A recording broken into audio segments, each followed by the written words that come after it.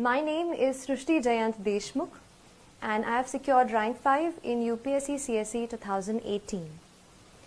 Here I am to share with you my journey, my experience of civil service preparation and what has helped me to achieve what I have done today. So a little bit about myself. I like to tell you that the motivation that I got to prepare for this exam came through the preparation itself. When I started, I did not really know what I was going into. But when I started reading much and more, I found out that there are many people in this world, in our country, who are unfortunate, more unfortunate than we ever can be. I felt, how can I use my learning capacity, my ability to learn, to reach a position where I can help them and better their lives in some manner or the other.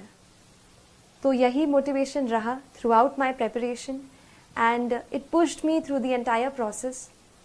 And I'll tell you that this exam not only help you change other people's lives, but ये आपको भी एक बेहतर इंसान बनने में मदद करती है.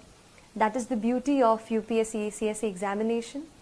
It makes you into a person who's much more sensitive, who's much more responsible, and who looks forward to doing something for the society.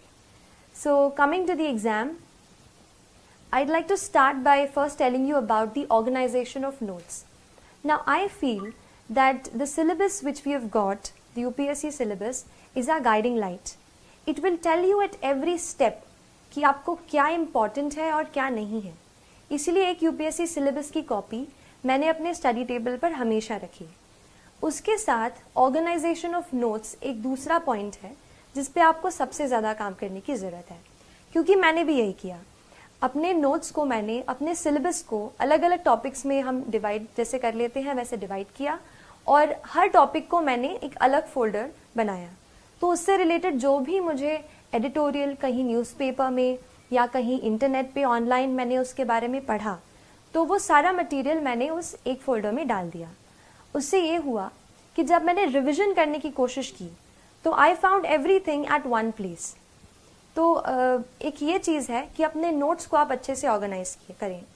ये काम आपको स्पेशली ज़्यादा ऑप्शनल में आएगा, क्योंकि ऑप्शनल में भी जैसे मेरा ऑप्शनल सोशियोलॉजी था तो उसमें ये सब्जेक्ट मेरे लिए नया था, लेकिन उसके सिलेबस के साथ मैं उसको हमेशा सिलेबस को साथ रखा मैंने और प्रीवियस ईयर के पेपर्स को मैंने देखती रही. मैं ऑप्शनल के पेपर में थोड़ा ऐसा है कि थीम्स जो हैं कई बार रिपीट होती हैं टॉपिक्स के, तो उन थीम्स पे आप हमेशा फोकस करते रहिए और कुछ थीम्स के आप अलग से नोट्स बनाइए खुद. मैंने कोशिश की कि मैं खुद अपने नोट्स रेफरेंस बुक से बनाऊं, क्योंकि जब मैं खुद उसको लिख लेती थी तो जो अंडरस्टैंडिंग है वो मेरी बेटर हो जाती थी. तो खुद के नोट्स पे मैंने खुद नोट्स बनाने की ज़्यादा कोशिश की. नेक्स्ट चीज़ जो मैं आपसे शेयर करना चाहूँगी और मुझे लगता है कि ये चीज़ बहुत इम्पॉर्टेंट है यूपीएससी के लिए, वो है आंसर राइटिंग. जनरल स्टडीज़ और ऑप्शनल के जो टोटल हमारे रिटन के मार्क्स हैं वही मार्क्स हैं जो हमें कहते हैं ना आखिर आपको रैंक अच्छी दिलाएंगे. तो आप जैसे मैंने ये किया कि आंसर राइटिंग पे शुरू में बहुत डर लगता था कि आंसर अच्छे से नहीं लिख पा रही हूँ, और क्योंकि इंजीनियरिंग बैकग्राउंड से हूँ तो बस पॉइंट्स में छोटा छोटा लिखने की आदत है. लेकिन जैसे सोशियोलॉजी ऑप्शनल है, आपको डिटेल में सब बताना पड़ता है, और जनरल स्टडीज़ हैं, कुछ डेफिनेशंस रहती हैं, तो मुझे भी शुरू में काफ़ी डर लगता था आंसर्स लिखने से. लेकिन इस डर पे थोड़ा सा मैंने काबू करने की कोशिश की और हर रोज़ एटलीस्ट 1 से 2 आंसर मैंने रोज़ लिखने की कोशिश की. भले ही मैं आंसर अच्छा नहीं लिख पाती थी, शुरू में बहुत दिक्कतें आई, लेकिन बार बार जब आप आंसर्स लिखते हैं और क्वेश्चंस अच्छे स्टैंडर्ड के क्वेश्चंस लेते हैं, जैसे यूपीएससी के ही आप प्रीवियस ईयर के क्वेश्चंस ले लीजिए, उन क्वेश्चंस से मुझे ये समझ में आया कि असली एग्ज़ाम का स्टैंडर्ड क्या है. तो ये चीज़ मैंने की, 1-2 मैं रोज़ लिखती थी. और उसके बाद फिर मैंने कुछ टेस्ट सीरीज़ ज्वाइन की जिसमें मैं हर संडे को कोई एक टॉपिक रहता था जिसको मैं पूरे वीक में पढ़ती थी और वही टॉपिक्स के मैं आंसर्स लिखती थी.